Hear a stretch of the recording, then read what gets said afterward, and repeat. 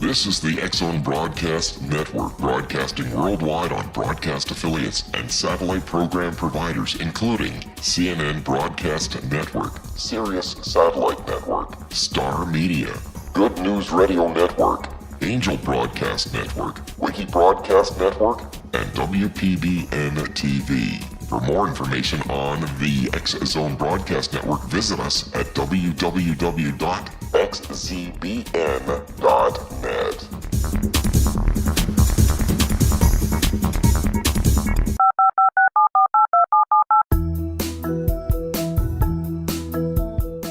Did you know that when you're on the road with limited data or Wi-Fi, you can still listen to the X-Zone Radio Show with Rob McConnell, The Science of Magic with Gwilda Wiyaka, X-1, Dimension X, Space Patrol, and every minute of the X-Zone Broadcast Network by calling 213-401-0080, courtesy of Audio Now. No smartphone, app, or internet needed. It saves your data plan and it's free if you have unlimited minutes. Call 213-401-0080 to listen on any phone, anytime, anywhere. Remember 213-401-0080 for the best of the paranormal, parapsychology, and sci-fi radio programming anywhere, 24/7, 365.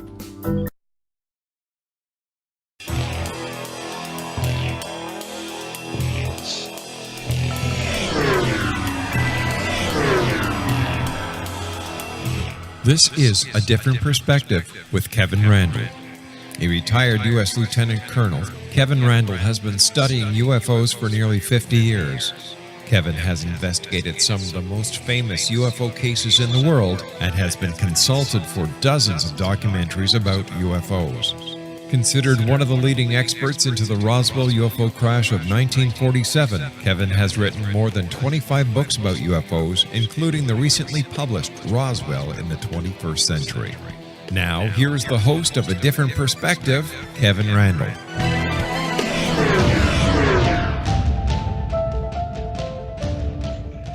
And good evening. I just listened to that whole introduction myself for the first time and realized it dates me. It suggests I've been studying UFOs for 50 years, which must mean I'm like 107 or something. I'm really only 25 for those of you who really want to know. Anyway, I will be joined tonight by Rob SWIATEK, who has an undergraduate degree in physics and spent his career at the U.S. Patent and Trademark Office working on intellectual property in a number of areas, most importantly in aeronautics and astronautics, which means he was working on circular aircraft for the U.S. government. I'm going to say USO for some reason. His UFO involvement goes back to 1968 during what he calls his larval stage, when there were ongoing sightings throughout the country, and the University of Colorado UFO study permanently nailed his attention. Once he arrived in the Washington, D.C. area with the PTO, he joined the Fund for UFO Research and subsequently was elected to their executive committee. Around 2006, as the fund wound down due to the rise of the internet and other factors, although it still exists as an organization, but it's largely dormant, he was asked to join the MUFON board of directors and continue to serve there to this day. So he is well-rounded in the study of UFOs. He's been around the study almost as long as I have, which means he knows an awful lot about UFOs. At least we hope so. So welcome, Rob. Hi, Kevin. Thank you for having me on the show. It's a pleasure to be here on the 75th anniversary of Pearl Harbor and to be talking about UFOs with you. And if you've been around for 107 years, I guess I've been around for 105. So that's kind of sobering. Yes, that's frightening when I look back and realize, I was there to actually witness on television the announcement of the Lonnie Zamora sighting, for example. And I remember I was growing up in Colorado when they announced the University of Colorado was doing the UFO study. I was very excited about that, which did me no good because not long after their announcement, I graduated from high school, which again dates me, and ended up in the U.S. Army. So I didn't have to opportunity to interact with them at all like I would have. So that Yeah, that's correct. that kind of dates me on that. But you have a strong interest in ufology that goes back as long as I do. What really sparked your interest besides the University of Colorado study? What site, was there a sighting that kind of sparked it, or something you saw? There wasn't, there wasn't, Kevin. There wasn't a particular sighting or anything like that. I'm a little embarrassed to say this, but I know I'm in good company with a lot of other people in the UFO field, whose names I won't mention at this point. But one of the first things I read in the field was the famous George Adamski book, Flying Saucers Have Landed. And that was somewhat before 1968 that I read that. And, that kind of stuff started piquing my interest, actually. And then I got a little clearer perspective on what was going on. And I was no less excited by reports of stuff in the sky that couldn't be explained. In fact, I was flabbergasted, to be honest with you. Well, I can say with good conscience, my first book that I read about UFOs was Strangers in the Sky by Brad Steiger, which was a compendium of UFO sightings, not a contactee document. So I win on that one, I think, if we were having a contest, I suppose. Yeah, you're right. Well, Brad Steiger's still around, and he's still writing, and he's a pretty good researcher. He is, yes, he just moved to Iowa. So for those of you who are wondering where he is, he's I guess in his 80s now, and still producing all kinds of material. So, and I always kind of liked his research philosophy, which was he was going to accept what you told him as the truth until he found reasons not to believe you anymore. And I think, as a researcher, I always kind of bothered a little bit by that, because I think, you need to look at everything with a very skeptical eye, but he was, I guess, less skeptical from his point of view, and it works just well for him. My first contact with him was on a sighting, a disappearance that took place in Wales in 1909, and I actually knew where he lived and how to contact him. So I called him and asked him about it, and he said, "Oh, don't worry about that case, it's a hoax." And from there, we kind of developed a keen relationship. And went on from that. We're going to have. I realize I've now talked for most of this segment, but we're going to have to take a quick break. For more information about the things we talk about, take a look at www.kevinrandle.blogspot.com. And for those of you interested in Roswell, I've just published a few weeks ago, the Roswell in the 21st Century. It gives you a compendium of that. So we will be right back with Rob SWIATEK in just a moment.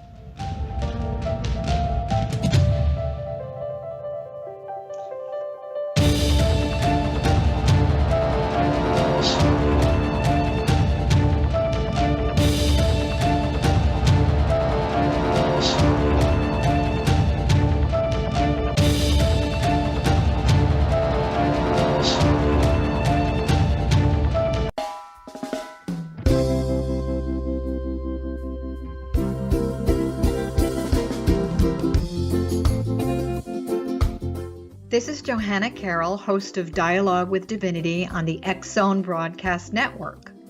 While walking along Kaanapali Beach in Maui this past year, I kept discovering all these shells and coral in the shape of hearts. My dialogue with Divinity was very simple. Do you want me to do a retreat to heal people's hearts in Maui next year? And of course, the answer was yes. As a master spiritual teacher, I am offering you a neat retreat called Rise, May 8th through the 12th, 2017, and the chance of a lifetime to rest at a 5-star resort for 5 days and experience a spiritual renewal of your heart and soul. Kaanapali is one of the top 5 beaches in the world. This stunning resort has undergone a $40 million renovation. I walked the entire property, checked out the room choices on your behalf, and I must say it is stunning. Our conference room faces the ocean with sliding glass doors. Maui is known as Mother Maui because it is a soft, gentle, healing energy. In the embrace of Mother Maui, you will feel yourself rising from the limitations of an ordinary life to an extraordinary journey of peace, bliss, and harmony. A greater sense of clarity. Our Rise retreat ignites renewal in the sacred elements of air, water, earth, fire, and wind. There's plenty of free time to enjoy all that Maui has to offer. A small deposit is required now to reserve your space, as this retreat It will sell out. For more details, please go to johannacarroll.com and register today. Aloha, and I'll see you in mystical Maui.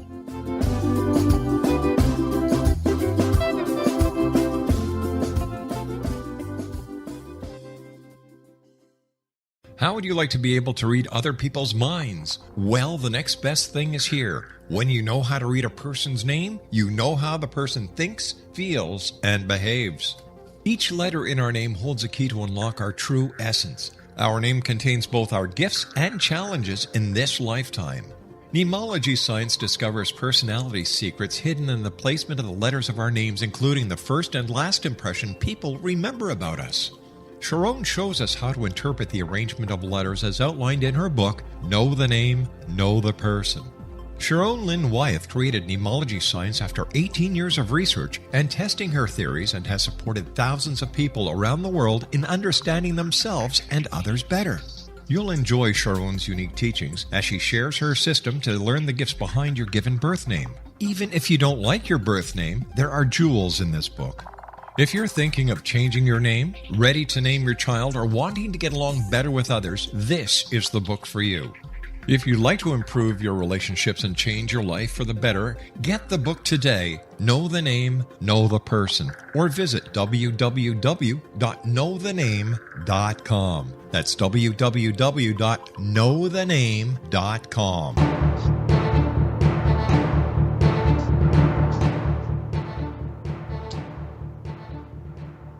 And we are back with Rob SWIATEK, who has been in ufology for ever and has worked on flying saucers for the U.S. government. I cannot get that out today. I thought that was kind of clever that your job kind of puts you in touch with flying saucers for the U.S. government. So I thought I'd beat that to death if I possibly could. Yeah, it's really ironic. Do you have a favorite UFO sighting, something that really got you worked up? Well, like you, it's just some of the bigger ones that I heard of. At the time I first sort of slid into ufology, the Exeter, some of the Exeter sightings had just passed. I guess they occurred in '65. So John Fuller's book was out, and I was very impressed by that and the Exeter series of sightings.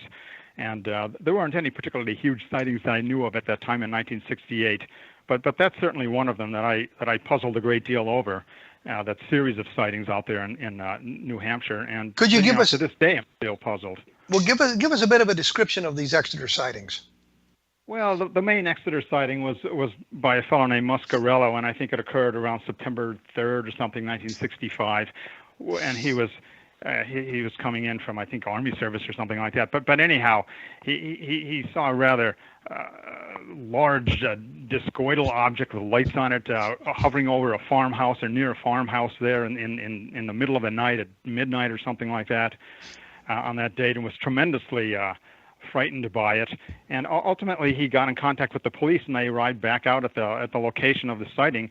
Maybe that had occurred 45 minutes before that now, and then it reoccurred, and both the officer, one officer I guess it was, and Muscarello, saw this again, had a CE1 encounter of something very close by and lit up, and they couldn't explain it.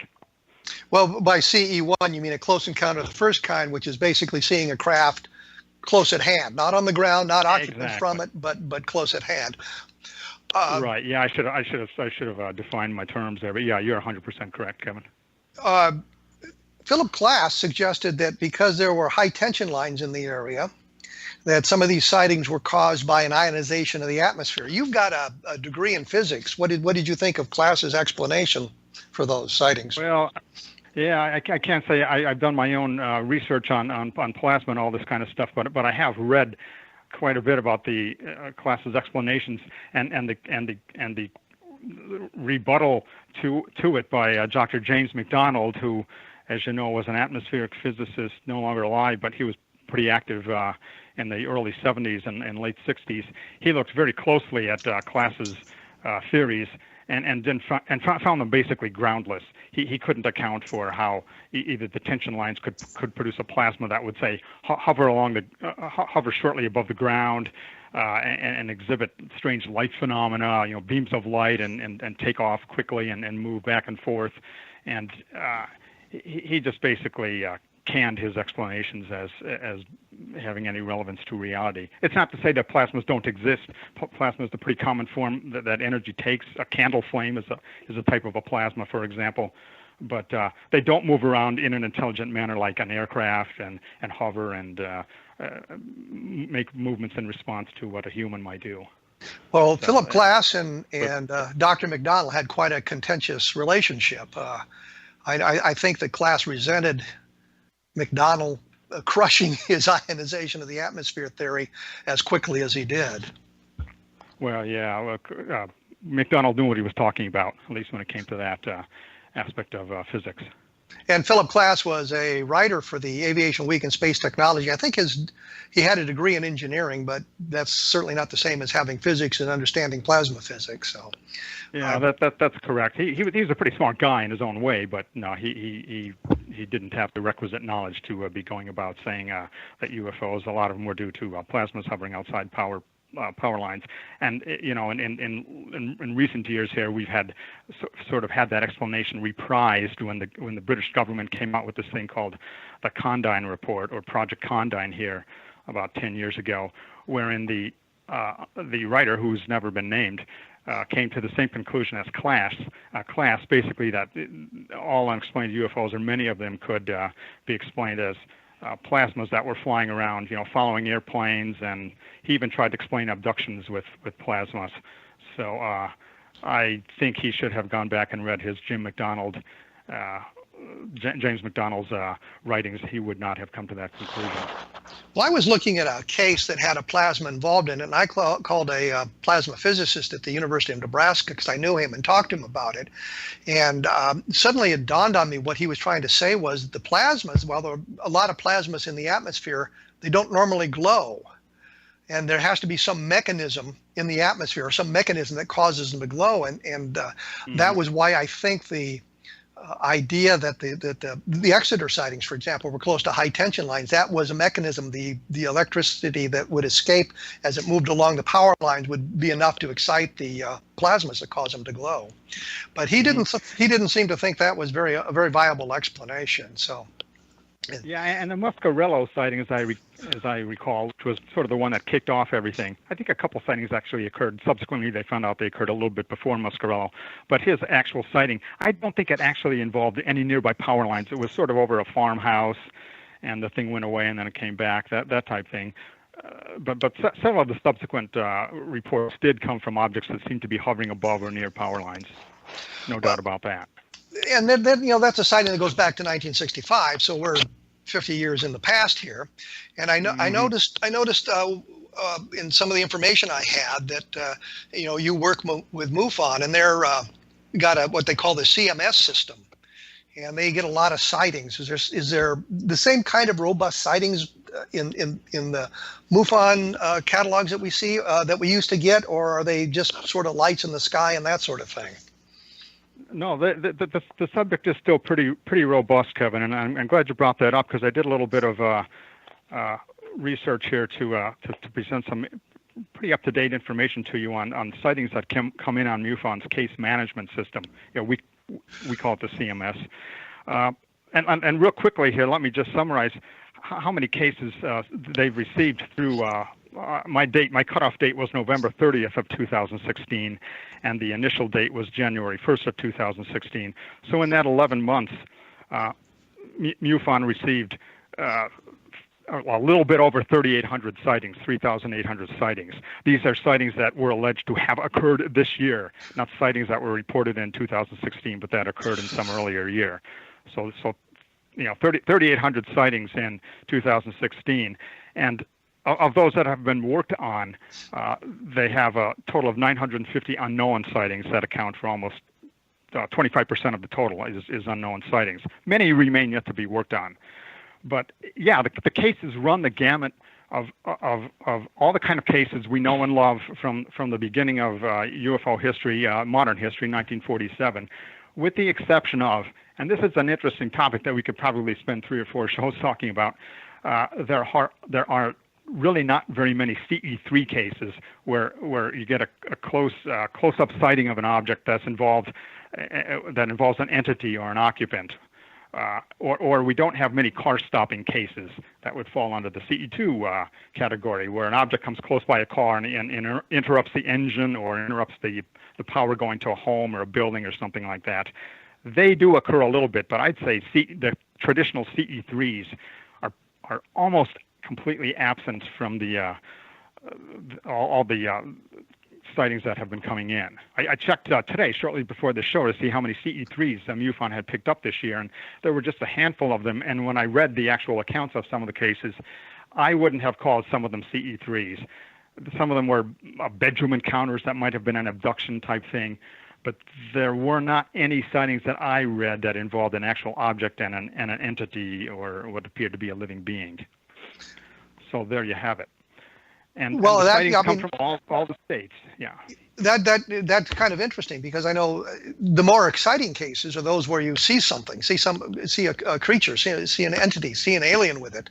And if we're not, you're saying in 2016 there really isn't a good CE3 case where the people saw entities? I couldn't find one, Kevin, and I went through the thing. There were a lot of cases that initially received the CE3 label, but they were subsequently found to be hoaxes, or there just was not enough information for the investigator to work with to come to any conclusion. And in only a handful of cases did they deem that the case was an unknown. And those are the ones I sort of looked at. And like I say, I just didn't find anywhere. I walked outside of my house in the early morning, and there was something in a field across the street, and some small being was tinkering around what appeared to be a craft on a tripod landing gear. Nothing like that. They were just a little more nebulous than that. CE2 cases, things on the ground. Were there a lot of those kind of cases? More of those kind of cases? Fewer? What's the deal with those? Yeah, well, there are more of them, depending on how you want to define your CE2. But many cases have, as you would expect, photographs associated with them.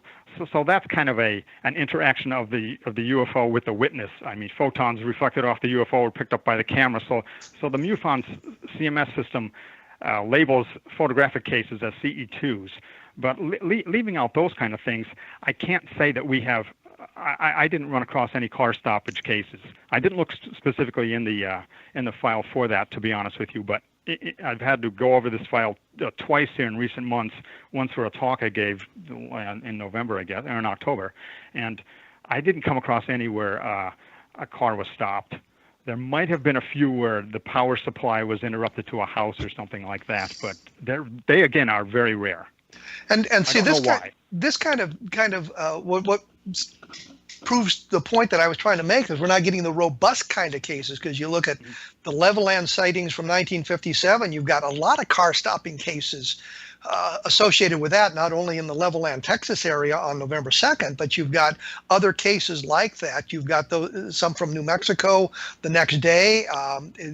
The craft are burning people unintentionally, like standing in front of the sun lamp too long or something like that. And so you've got that kind of cases. In 1973, we had a period of about 6 weeks where there were an awful lot of cases of the craft on the ground and the beings associated with the craft being seen in that 6 week period. But now you don't really have that kind of thing. No, that was the heyday or maybe that was the curtain call for those kind of cases. It's not to say they haven't occurred in the intervening years from the mid-'70s to now, but the drop off of the curve has been rather extreme. And one of the things I like to do, and if we have time in any of the segments here, I can go over a couple of these cases. But what I'm relegated to, or what an investigator is relegated to, if they want to look at these 3,800 cases that have come into MUFON, are cases where the witness was very close to the object that they described. And of those cases, there are quite a few. And there's some pretty good ones in there where it's beyond a doubt that either the person saw an unusual object that was not man-made, or they were just complete liars. And those are the only two options you have, because the object was within, say, 50 feet of them or 25 feet of them and exhibited unusual shapes and unusual behavior, and left the witness in a couple instances here of 2016 cases really traumatized and extremely upset and disturbed, and that comes across in the account. So I find that very interesting in its grist for a scientific mill, and I'm not going to let anybody off the hook on saying and this does not include you because you're not alleging this, but a lot of people are going to dismiss the UFO subject because there aren't any cases where they leave crushed vegetation anymore or affect a car or maybe creatures are seen. But no, there's a lot of cases where they're closed up. I'm going to have to break in here because we're going to have to take a break, and I realize I'm really up against it on this one. So we will be back right after this.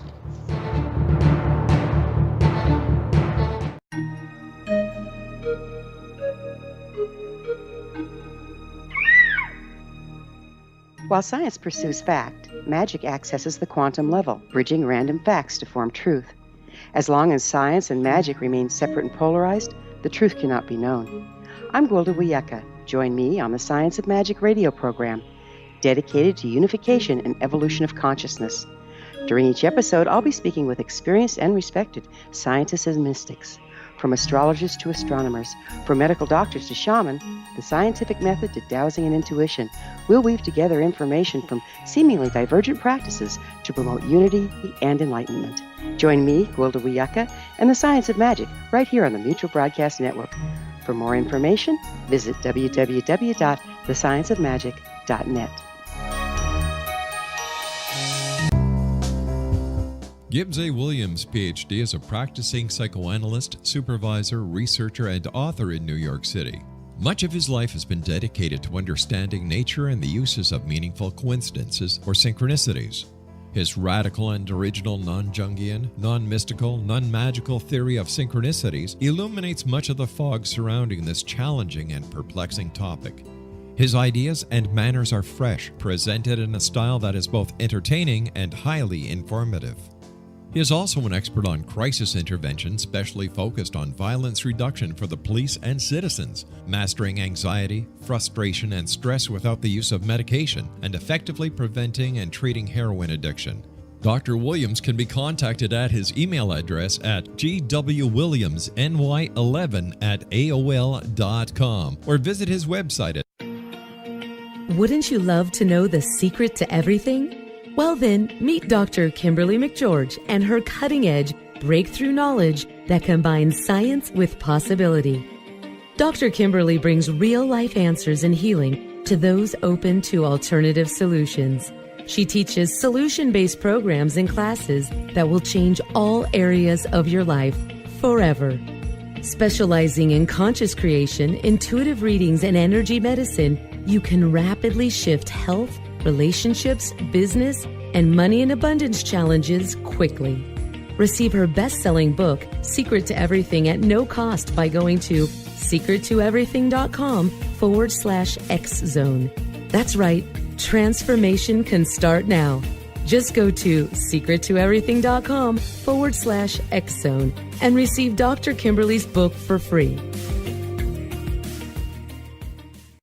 Afterlife expert Roberta Grimes was the first one to say that dying can be fun. Now her best-selling book, The Fun of Dying, is available in stores worldwide. So if you wonder whether death ends life, how it feels to die, or what heaven might be like, The Fun of Dying was written for you.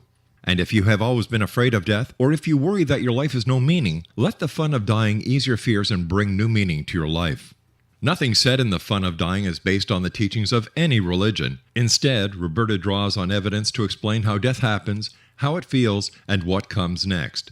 A lot of the best death-related evidence was produced in the first half of the 20th century. When it is put together with recent discoveries, it tells a consistent and amazing story.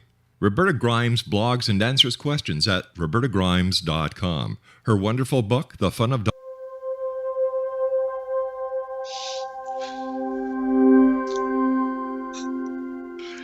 And we are back once again with Rob SWIATEK of the MUFON now, I guess, and formerly of the Fund for UFO Research, which is dormant.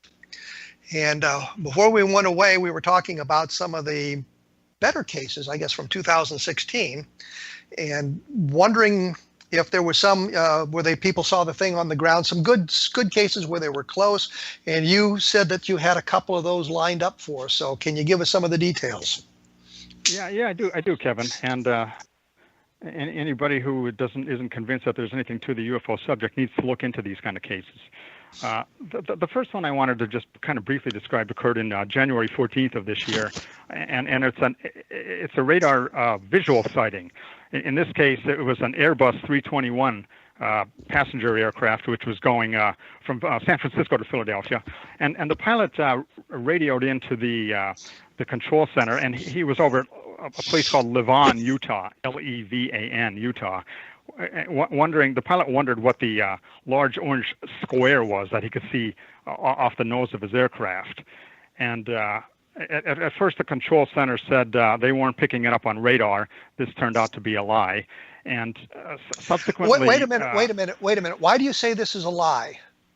Yeah, because when there's a little bit of a backstory here, and maybe I shouldn't have used this case because it's a little complicated. But basically, when the pilot radioed into the control center asking what the orange object was and whether they had it on radar, the control center said, no, we're not tracking that thing. Some minutes later, i.e. 10 minutes later, and this whole conversation was heard by a ham radio operator on the ground. And the pilot again asked what he was seeing off the nose of his aircraft, and the air traffic control center said something like, "Wow, is it on the right side of your aircraft?" Well, now the pilot never said it was on the right side, but it turned out to be. And this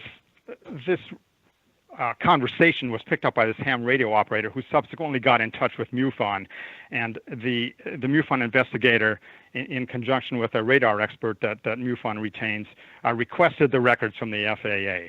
So we got a little bit of the recording between the pilot and the air traffic control center, and we got the radar tapes. And well, this thing concerns me greatly because if you've got an object in the air around the airliner, part of the FAA responsibility, air traffic control responsibility, is keep separation on the objects in the sky. Keeping airplanes from flying into each other. And if the object was close enough to worry the pilot, was it coming at them? Was it pacing him? What was it doing? Well, it was pacing him, but the radar files or tapes indicate that the object was 12 miles away. That's pretty far. And the object, as seen on the radar scope, has kind of a strange behavior. The radar scope shows a cluster of objects, 3 to 5 objects, or 1 to 3 objects, something like that, darting around and sometimes clumped together and exhibiting a very inexplicable behavior. And the radar analyst who looked at these tapes, a fellow named Puckett, said it was most curious. He couldn't come up with any logical explanation for what would cause those kind of radar returns. He ruled out anomalous propagation. He ruled out another aircraft. He ruled out drones and all this kind of stuff. He said it could be a single object that was turning on its axis so that the corners of the object, different portions of the object, were reflecting the radar rays. It obviously didn't have a transponder. He could not explain it at all. That description of the radar seems to be a little bit at odds with the pilot apparently reported a large orange square of some type in the air at some distance from his aircraft. It seemed to be kind of close, but we don't have too much of the radar, of the pilot's conversation. He wasn't verbose, and we don't even have his name, so we can't follow up with an interview on him. But nonetheless, that's how matters shake out there. And there seems to be part of the conversation with the pilot that has been redacted from the tapes, and this is something that Puckett could only determine from looking at the physical tapes he got and running them through a computer. He saw remnants of an earlier conversation, that part of the conversation wherein the pilot asked the traffic control center whether they were picking up an object on radar, and that part has been deleted. So our only knowledge of that has come from this ham radio operator. So a bit of a complicated case, but yet it seems something kind of odd occurred there over the skies above Utah there in January. Well, I guess the thing that strikes me, as I said, is you've got an object on radar that is around a commercial airliner, And it seems as if the radar operators aren't too concerned about it, even though, I mean, if it's 12 miles away and it's really not moving toward the aircraft, I mean, it's not that much of a danger, but still, I would think that would be some kind of a problem that they have. Especially, I would imagine the aircraft was at cruising altitude, 35,000 feet. And yeah, it was at 31,000. And the object was at the same flight levels, basically the same flight level, below or above the airplane? Yeah, the radar doesn't have an altitude altitude range associated with it. Some radars do. This particular one didn't. Puckett was telling me in a conversation, and that's been true for a long time with about a lot of radars. At least the radar was about 100 miles away from the aircraft, and it wasn't picking. It couldn't tell what the altitude was above the ground of the unexplained signals. But the pilot indicated, the ham radio operator who was listening to the pilot indicated that as time went on, the pilot was getting more agitated with his requests and in his conversation, and he wanted to know what that thing was, and he did indicate that it was pacing or seemed to be, following his along with his aircraft. So the pilot was quite becoming concerned about the object in the air with him. Exactly right. Exactly right. And but the sighting first occurred about 12:05 a.m. I think it was on the 14th of January, and it basically ended at about 12:30, half an hour later. And that's the envelope of the for the request of data that Puckett asked for. He asked for any data between 12 and 12:30, and so we don't know if something happened, say, at 12:45. Wouldn't the FAA be required to report this? This I honestly don't know. Yeah, I honestly don't know, Kevin. So I hesitate to say they should be or not. You would think they would be extremely concerned about what was seen up there. Now, some people said, well, something was burning on the ground, and the pilot saw something burning on the ground, like a field or a controlled burn or something like that. But bear in mind, it was illegal to have controlled burns, at 12:30 in the morning, and moreover, it's a desert territory underneath the aircraft. There are no extensive fields of brush and trees and vegetation. And the investigators went out and drove around that area that corresponded to where the pilot had been above, and didn't find any burned fields. And they combed through newspapers, didn't find reports of the fire department being called out. So when all is said and done, we're left with an unexplained sighting not too far from an aircraft. But what's more important, they're saying, well, it was fire on the ground, but it was seen on the radar. So when was the last time a fire on the ground was seen on the radar? Exactly. And the fact that the radar was about 100 miles distant from the aircraft, again, rules out anomalous propagation. A lot of anomalous propagation. Not all of it occurs fairly close to where the beam emanates from the transmitter. And then the beam can pick up stuff on the ground and buildings and traffic and stuff like this. But 100 miles out, the beam is pretty far above the ground, and the aircraft was at 31,000 feet. And some of this radar can pick up smoke and stuff like that, and weather radar can. And there was no indication on weather radar that any smoke or anomalous propagation was being recorded. Well, speaking of weather radar, there's weather radars in the cockpit of the aircraft. Did he see anything on his radar? Was there any conversation that would have led to that conclusion? There's no conversation on that. If he was picking up anything, he apparently didn't voice these concerns to the ground. And if he didn't done that, then the ham radio operator who was listening in wouldn't have heard anything like that. No, he didn't report that either. No, he did not report that either, which would have been a significant thing in the case investigation. But no, that didn't come out at all. I know in some UFO sightings, the cockpit radars do pick up the objects. With the Japanese JAL 1628, I think it was, mm-hmm. they had indications on their cockpit radars that something was close by. Yeah, we're really hamstrung here because we don't know the identity of the pilot. And in fact, the pilot didn't even identify himself to air traffic control when he first called. The air traffic control had to actually ask him, interrogate him, who are you? What's your name? I know they were picking up a transponder reading, but they actually had to ask him, who are you and what flight is this, before he said something. Well, did he give just that flight number? He didn't give his name. I was going to say, that was what I was going to ask. Did he just respond with the flight number? No, we just know the flight number. And there's no way to idea, trace. There was no way to trace the pilot from the flight number. Apparently not. Again, I haven't been in contact with the investigator per se. I talked to the radar fellow here, Puckett, but apparently they were not able to do that because that would have yielded a lot of information. But they haven't been able to get his name. I know the flight number, but that's about it. The airline company, is not responding with his name, or have they? What kind of response have they gotten from the airline? Yeah, I don't know on that one, Kevin. It's not indicated in the write-up on the case. All I know is Puckett was saying it's too damn bad. We can't get the name of the pilot because then we could get a lot more information on this case. But yeah, it's just not available to us. I'm sure they've tried and they've gone as far as they can, but it's American Airlines Flight 434, and that's as good as it gets. Well, now we know what airline to stay away from. Their pilots see UFOs. No, I shouldn't say that. That was me. Or if you want to see a UFO, you take American Airlines. But I mean, that's kind of the response you get from a lot of people too. Is, well, the pilots are up there seeing UFOs. Can we trust that airline?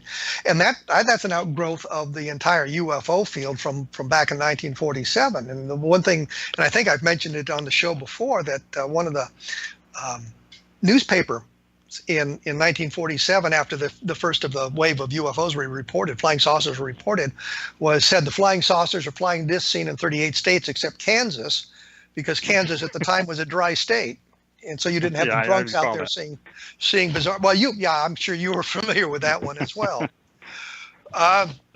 You said something about drones. Is there problems with drones now being reported as UFOs? Yeah, obviously there are. You can only imagine that there's a gazillion of these crazy drones out there in all different sizes and shapes that people are flying around. They're obviously not flying them, or at least amateurs like I would be, are not flying them at 31,000 feet. But yeah, I think that's proving to be a problem for MUFON and for investigative UFO groups, no doubt. And movie footage or video footage, pictures of drones in the distance that causing trouble? Yeah. Invariably they do, Kevin.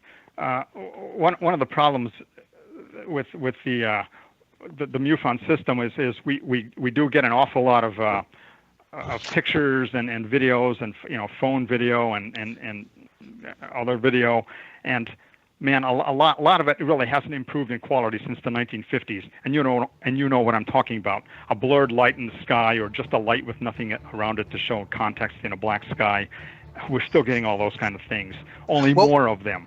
Well, we're going to have to take a quick break here because we're coming up against the bumper here. When we come back, we will talk a little bit more with Rob SWIATEK about what is going on with MUFON and hoaxes and photographs and that sort of thing. And for more information, take a look at www.kevinrandle.blogspot.com. And for those of you who are interested, take a look at the xzbn.net on your computer, and you'll get some good information there as well. We will return shortly. This is the X-Zone Broadcast Network, broadcasting worldwide on broadcast affiliates and satellite program providers, including CNN Broadcast Network, Sirius Satellite Network, Star Media, Good News Radio Network, Angel Broadcast Network, Wiki Broadcast Network, and WPBN TV. For more information on the X-Zone Broadcast Network, visit us at www.xzbn.net.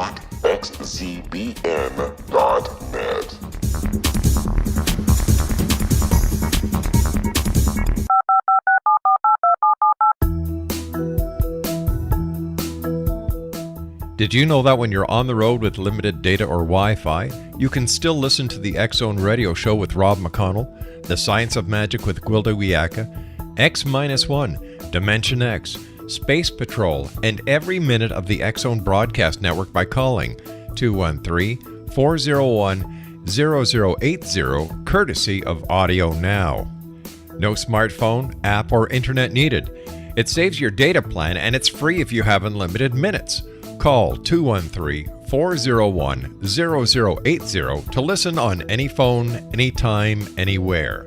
Remember 213-401-0080 for the best of the paranormal, parapsychology, and sci-fi radio programming anywhere, 24/7, 365.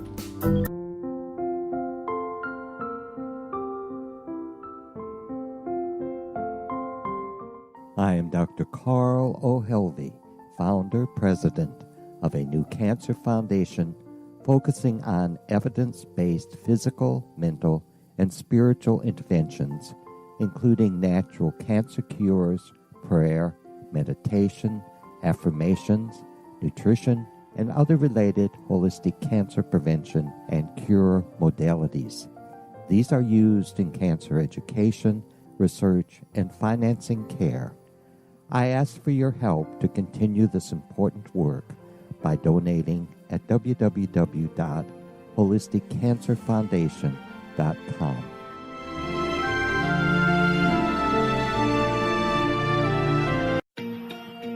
Wouldn't you love to know the secret to everything?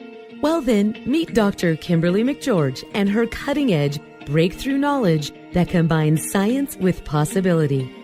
Dr. Kimberly brings real-life answers and healing to those open to alternative solutions. She teaches solution-based programs and classes that will change all areas of your life forever. Specializing in conscious creation, intuitive readings, and energy medicine, you can rapidly shift health, relationships, business, and money in abundance challenges quickly. Receive her best-selling book, Secret to Everything, at no cost by going to secrettoeverything.com/X-Zone. That's right, transformation can start now. Just go to secrettoeverything.com/X-Zone and receive Dr. Kimberly's book for free.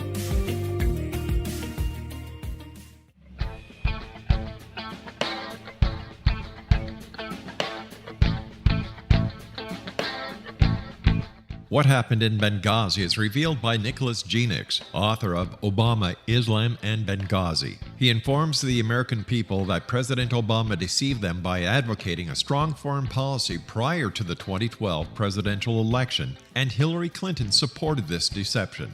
As the title infers, there is a connection between Obama, Islam, and Benghazi. Ample evidence informs Americans that Obama's early indoctrination in the Quran developed an affinity for Islam, why the Quran is the source of discontent in many countries, and why the Obama foreign policy deception led to poor military action and caused the loss of American lives in Benghazi. Genix provides 36 questions for the Select Committee on Benghazi to validate if Americans are justified to mistrust President Obama and Hillary Clinton. An overview of Obama, Islam, and Benghazi is presented on the website www.futureofgodamen.com. That's www.futureofgodamen.com. You're listening to the X-Zone Broadcast Network, www.xzbn.net.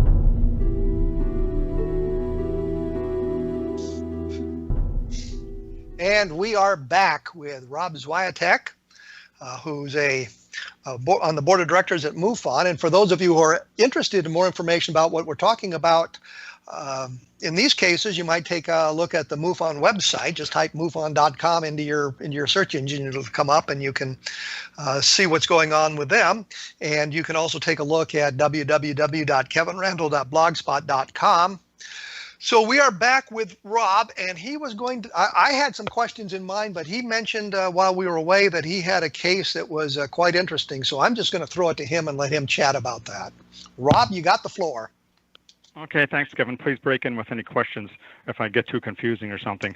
I had a bunch of cases, but this is a good one because we're short on time, as always in life.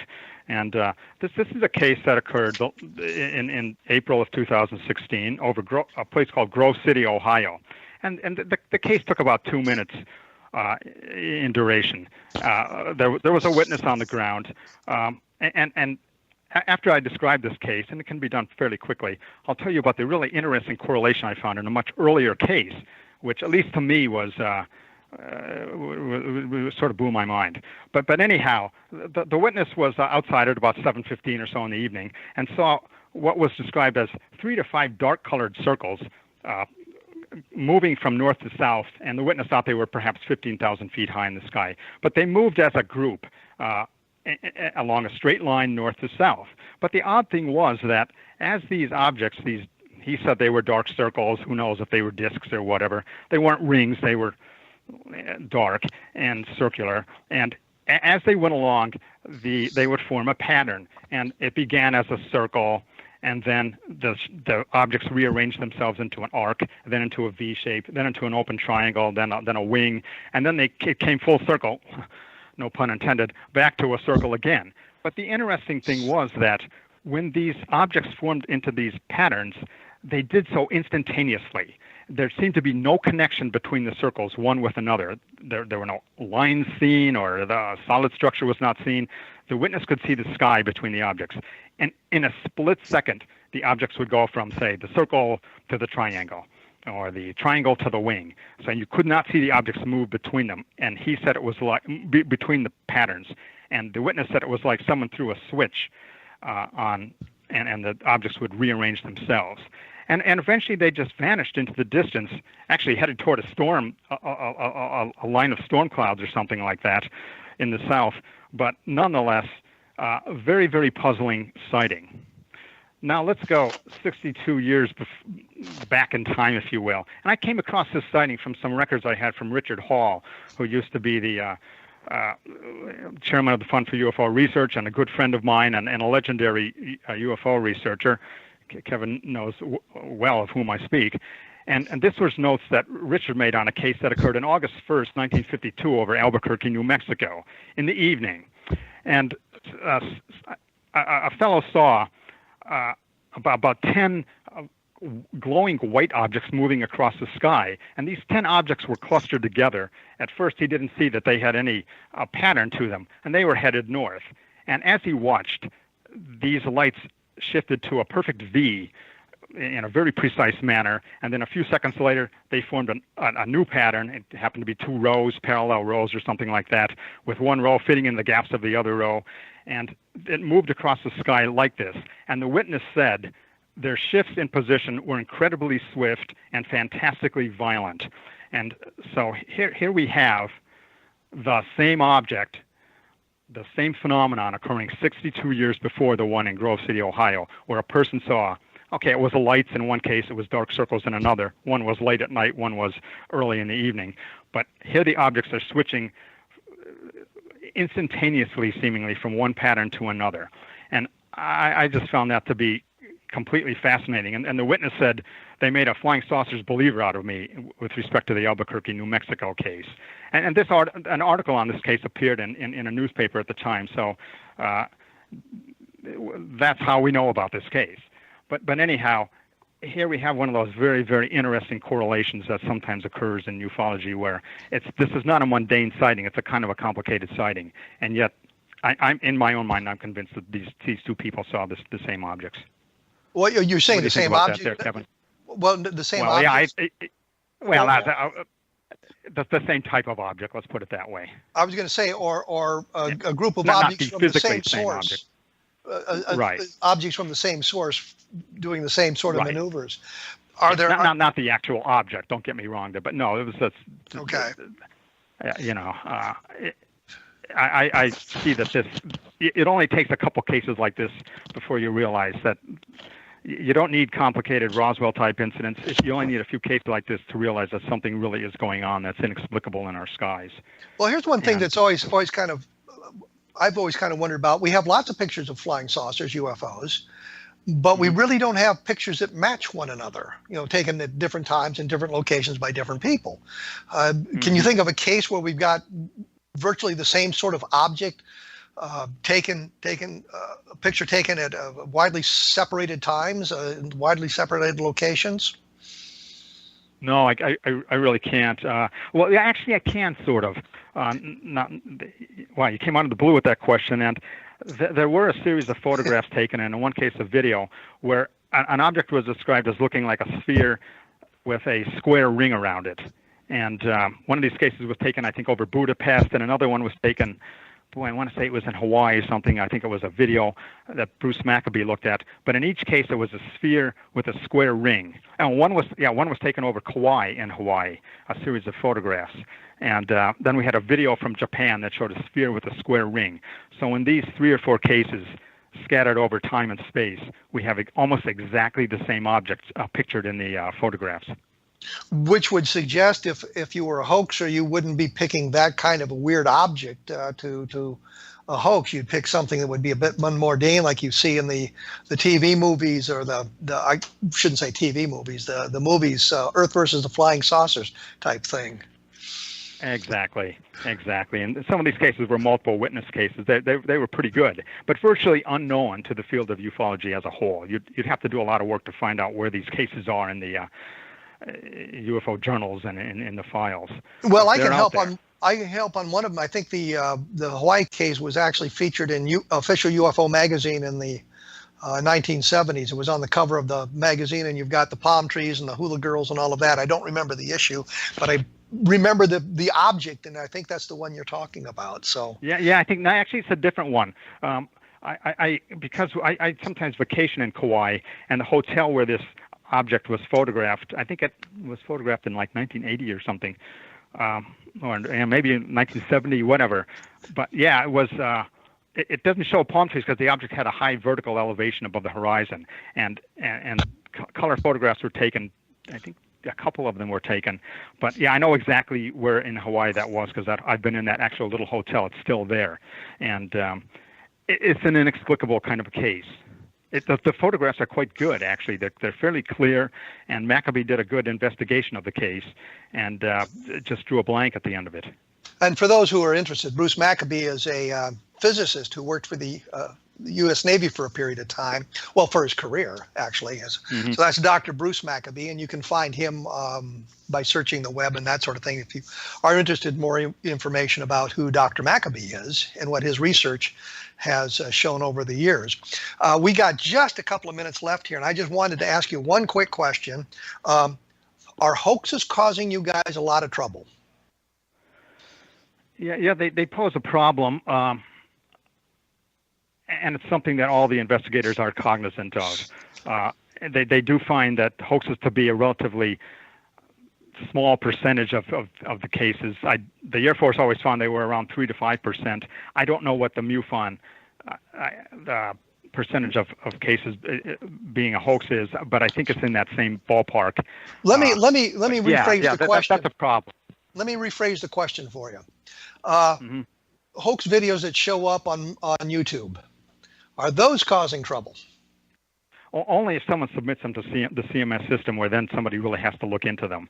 To be honest with you, and to be frank, the photographic cases are a big problem for MUFON, hoaxes as well as genuine ones, because we don't have enough photo analysts to go through literally, I would probably think several hundred a year. And we have a fellow named Mark D'Antonio, but he has a regular job. He can't spend full time looking at these things. And there aren't too many qualified people who can sit down and parse these sightings to say, oh, this is a hoax, this is maybe genuine. But I can say that the quality of a lot of them that I've looked at is people just sort of shove anything under the transom, and some of them are pretty bad. Like it's just a smudge of light in a dark sky, and it could be a genuine UFO, whatever the UFOs are, but there just isn't enough information to work on, and they sort of just use up a lot of time, and that's the problem with these. There aren't a lot of really great, clearly obviously unidentified cases out there in terms of photographs. So MUFON doesn't have somebody. There were. MUFON doesn't have somebody trolling YouTube looking for the videos that are thrown up there almost on a daily basis to see if any of those things. Yeah, you've got to fill out your case management form if you're a witness, and put in a bunch of information where you saw it, what time it was taken, who you are, how you can be contacted. So it's not the easiest thing in the world to just put an anonymous thing up there. And I'm not so sure that they'll assign an anonymous case to investigators. There has to be a point of contact so you can interact with the witness and interview him or her. Well, Rob, we've just run out of time here. I want to thank you for coming onto the program and sharing your information with us about what's going on in 2016 and that sort of thing. And we will be back next week with Robert Schaefer, who is a skeptic of UFOs and that sort of thing. And for those of you who want more information, take a look at www.kevinrandle.blogspot.com and take a look at the MUFON website if you want to learn more about UFOs. We will return in 167 hours with a new program. Thank you for dropping by.